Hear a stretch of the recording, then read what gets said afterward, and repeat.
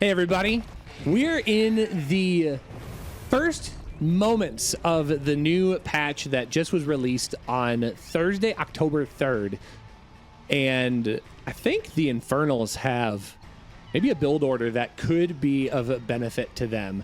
One of the things that just happened in the recent balance patch, it wasn't a whole lot. It was actually very small, but I think it's going to be very impactful for Infernal versus Vanguard.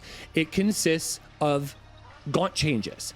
The Gaunts received 3 different changes in this build that have created kind of a very interesting opening that if you want, while Vanguard players are still kind of adjusting to the changes, you can take advantage of this really early aggression.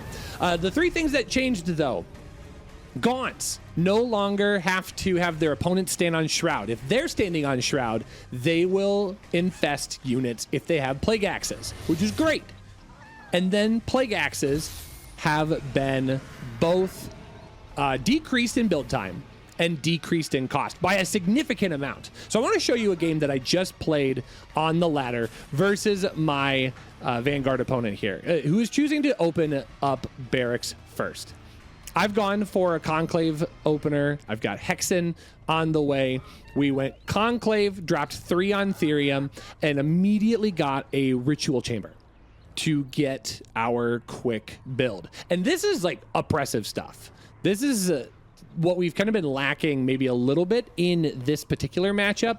I'm not going to go out and say that Infernals haven't had a whole lot of tools in their toolkit as of late, but I will say that it has been a lot more difficult to play versus Vanguard ever since the Lancer change came out, with the 0.1.0 patch.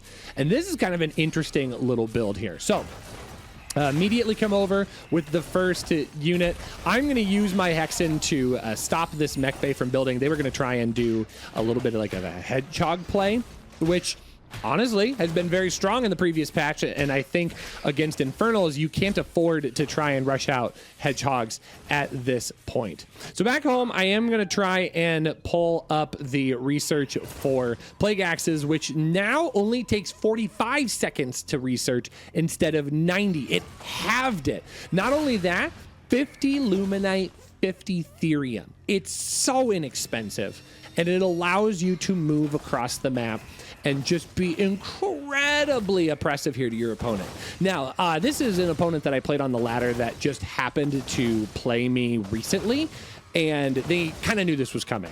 So they opened with this hedgehog play very early on in the previous game and wanted to do the same thing here, but instead decided to kind of be a little bit more defensive, kind of lay back a little bit, trying to get forward with another sentry post, but not being super effective in that regard.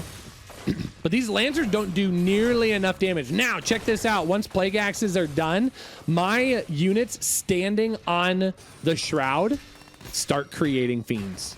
And it adds to the pressure of this moment. Now, I do end up losing a Gaunt or 2 because I am a scrub, and I don't execute this perfectly.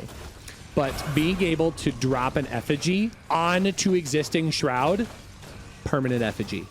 Don't know if it's a bug, don't know if it's a feature, but it is very, very strong for me because now I have a strong 200 health structure here. And I don't even need that many Gaunts here. 6 Gaunts is all it takes to really lay on the pressure. Now, my opponent does a good job of being very, very cautious, playing very, very laid back and defensive, and that's not a major issue for me at this point because I'm just going to take the map and use the control that I've got. So drop another effigy, continue to put some harassment down. I actually do grab this habitat, which is kind of cool, kind of exciting. But the Lancers don't have any upgrades. The production is barely even there. I mean, this is all that's it. I mean, if I really, really tried, maybe I could get enough units over here to drop onto the Buzzsaw Cannon, but I don't want to overextend because the comeback potential is still very, very strong. I do manage to clear out that building. The mech bay, I don't know if it was noticeable on the replay, but he actually sold it, which I thought was a crazy cool play. Was able to refund it for its full value. But look at these effigies. They're just chilling. They're just here. So I do end up running a few more Gaunts across the map, but look at all the control. There's nothing left on the map here at this point. So I'm able to continue advancing the game forward, getting into a greater shrine, and doing all sorts of wonderful things. I did make sure to scout just to see if there was a sneaky expansion that I missed. But this is all the Vanguard player has at their disposal. So this game is going to continue forward. I'm going to 2 times it a little bit just because it's a bit of an economic push. So I'm going to grab an Iron Vault. I'm going to develop a little bit here and try and move myself into a stock standard composition. I even remember saying to my chat at this moment, it's like, hey, once he has enough Lancers here, I'm going to try and run away just to not throw all these units away. A little bit of pathing, that's not an issue, but the supplies are very similar, but 40 to 29, and I have a second base. I've got 9 workers at it, and my opponent still hasn't even cleared out these effigies. Is only now going to go to it. Look how strong these effigies are. When they're able to get planted onto existing shroud, they become sturdy. When you just drop one in the middle of the map, it takes 1 hit, right? I think it is literally 1 hit from any unit, and it knocks them down completely. But this is a very strong position to try and hold. Props to my opponent, though. Managed to recover, get a command post out. But once again, I'm able to take the health camp. I can start wrapping things up and making a move in the direction of Hexen. So miasma, a little bit of brute play, some more Gaunts. Love it.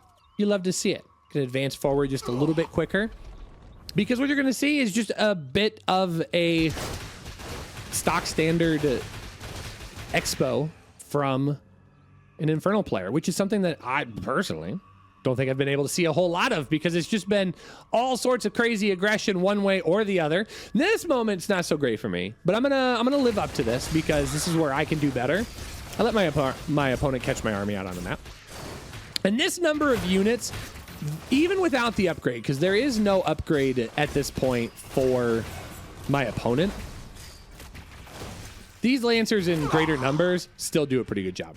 So I do trade out a large number of that army, and you can see, like, ooh, my opponent's in great shape.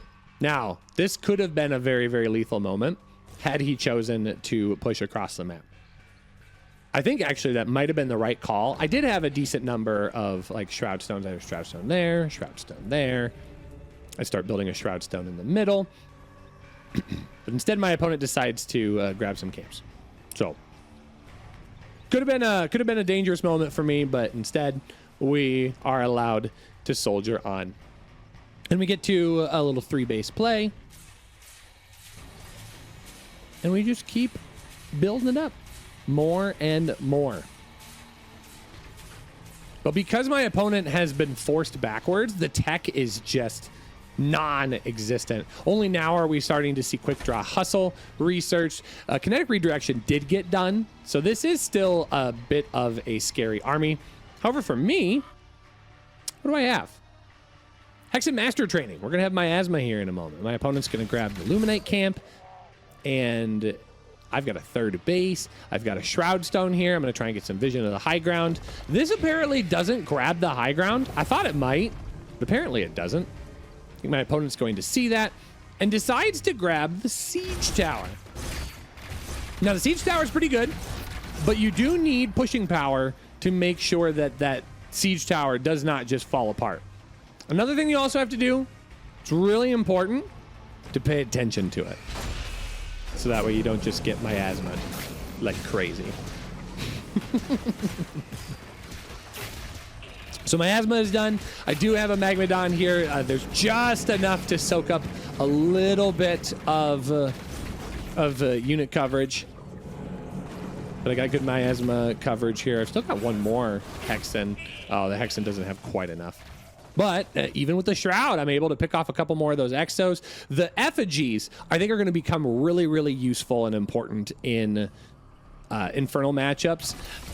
I'd say even in a mirror matchup, IVI, both players benefit. because now the Gaunts need to be the ones standing on Shroud, and Plague Axes will activate.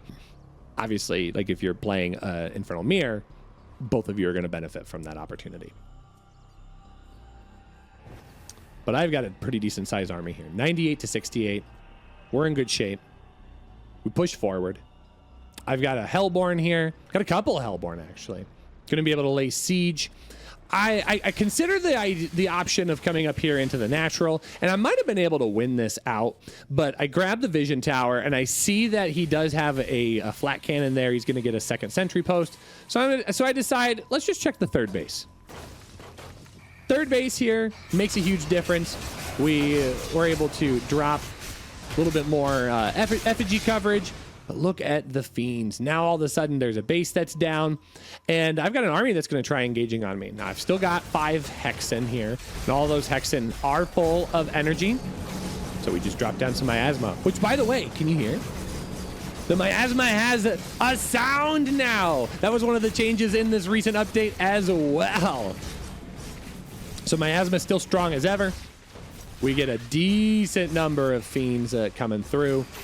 I'm still building units on the back side. I'm actually taking a 4th base behind it. These Exos do get a lot of damage, but it pales in comparison to being able to clear out this entire army. Now, again, I'm a scrub.